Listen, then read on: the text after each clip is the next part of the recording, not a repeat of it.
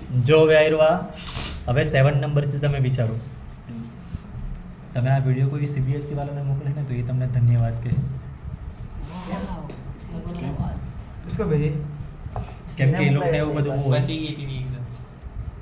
ચાલે કઈ આવ્યો આ 7 નંબરનો ક્વેશ્ચન જોઈ લો તમે. सीबीएसई ने मोकला था તે લોકોને છે ને ટેક્સ્ટ બુકના બહારની બહુ બધી વસ્તુ આવે.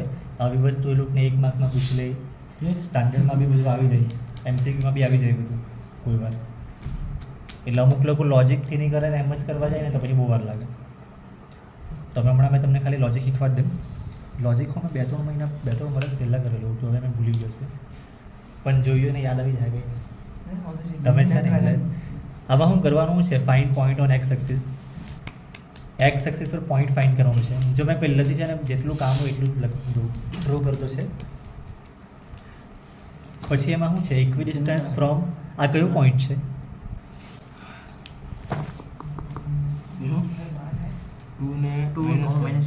2 - 5 ક્યાં આવે આમાં?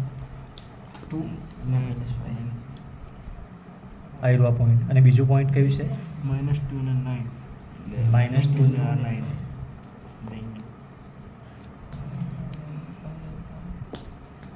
હવે શું કરવાનું તમારે? આ બંને પોઈન્ટથી ઇક્વલ ડિસ્ટન્સ પર હોય તેવું આના પર પોઈન્ટ ફાઇન્ડ કરવાનું. તમને શું લાગે કેવી રીતના કરીએ? યસ, આ બંને પોઈન્ટથી ઇક્વલ ડિસ્ટન્સ હોય તેવું આના પર પોઈન્ટ ફાઇન્ડ કરવાનું. તમે એમ જ આને જોઈન કરી મૂકે ને, જોઈન થઈ ગયું હે એકદમ કટોકટી પર. 2 आएगा. એક્સ એક્સિસ પર આના પર આયરો આ પોઈન્ટ નહીં લેવાનું. ભલે વીર તને સવાલમાં સમજ પડી जल्दी करे दे. कुछ देखो के देखा તું બોલ નહીં યાર આવું બધું. તમે મેઇન ક્વેશ્ચનને તમે સમજો યાર. આ બંને પોઈન્ટથી ઇક્વલ ડિસ્ટન્સ પર હોય કયું ટુ? પણ સવાલમાં લખ્યું છે find point on x axis. આ તો વાય પર છે, એક્સ પર એટલે એરિયા આડી લાઈન इस पर तो नहीं आया होता. તો નહીં આવ્યું તો બી આપણે ફાઇન્ડ કરવાનું.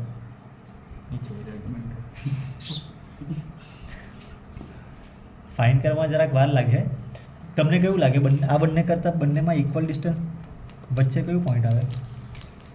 જરાક આપણે મોટી સ્કેલ લઈ લઈએ.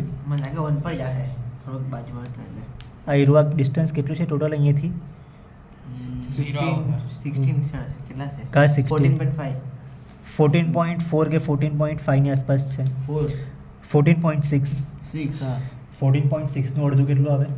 14.6 નો 7.7. 7.3. તો 7.3 પર કયું પોઈન્ટ આવ્યા કરે? 7 આયરો આ. 0.3 वही आ रहा है 2 आ रहा है. એટલા આયરો આ પોઈન્ટ છે વચમાં, પણ એક્સ એક્સિસ પર જોઈએ ને તો આપણે શું કરવાનું ખબર? એક્સ એક્સિસ પર એમ કે લાઈન ડ્રો કરી દેવાની. પણ જરાક એમ થઈ જાય ને તો પ્રોબ્લેમ થઈ જાય. એટલે આપણે સરખી રીતે લાઈન ડ્રો કરવાનું. તો કેવી રીતના ડ્રો કરીએ? વીર તારી નોટબુક આપ. નોટબુક એકદમ મસ્ત એમ કોરી ને. કેમ કે છે ને આપણે લાઈન ડ્રો કરવું ને, જો લાઈન ડ્રો કરવું ને તો તેમાં છે ને 90 ડિગ્રીનો એંગલ બનવા જોઈએ.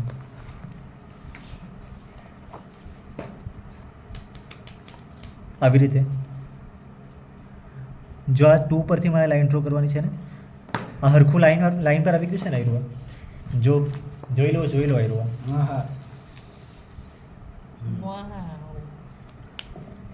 પછી આપણે આ પોઈન્ટ પરથી આ બાજુ આમ લાઈન લઈ લેવું. અને એકચ્યુઅલી છે ને અહીંયા 90 ડિગ્રીનો એંગલ બને એવું જોવાનું હોય. પછી આપણે આવી રીતે લાઈન ડ્રો કરી દેવાની હોય. પણ કંઈ નહીં, આપણે રફમાં કર્યું છે. તો એક્સ એક્સિસ પર હવે મેં તમને એક સવાલ પૂછું. આયરુઆ પોઈન્ટ આ બંનેથી ઇક્વલ ડિસ્ટન્સ પર છે. આ પોઈન્ટ આ બંનેથી ઇક્વલ ડિસ્ટન્સ પર છે. આ પોઈન્ટ બી આ બંનેથી ઇક્વલ ડિસ્ટન્સ પર છે. તો આ પોઈન્ટ બી આ બંનેથી ઇક્વલ ડિસ્ટન્સ પર જ છે. અને આપણને આ પોઈન્ટનું કામ છે, કેમ કે આ પોઈન્ટ એક્સ એક્સિસ પર છે. તમને સવાલ પૂછેલો છે ને find point on x axis, તો આ પોઈન્ટ એક્સ એક્સિસ પર જ છે ને. આ પોઈન્ટના કોઓર્ડિનેટ શું આવે? -7. -7. તું બહુ ફટાફટ ગણી ગયેલું. -3 -4 -5 -6 ને -7. તો આ રહ્યો આપણો આન્સર. આપણો આન્સર આવી રહ્યો છે. તમને આવી રીતના છે ને તે ખબર પડે કે એક્ઝેક્ટલી ક્વેશ્ચન કેવા હું માંગે. જોઈ લો પાછું ક્વેશ્ચન બરાબર વાંચી લો.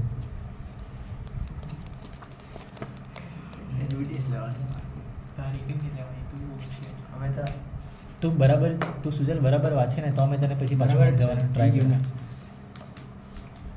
બરાબર છે ને? 2,-5 આવ્યો હતો, -2,9 પોઈન્ટ આવ્યો હતો. હમ. અને આ બંનેથી ઇક્વલ ડિસ્ટન્સ પર છે એવું આ પોઈન્ટ છે. જોઈ લો આપણે થોડુંક મેઝર બી કરીએ ને તો આ રહ્યું આ 10.5 જેવું આવતું છે. અને આ રહ્યું એ બી 10.5 જેવું જ આવતું છે.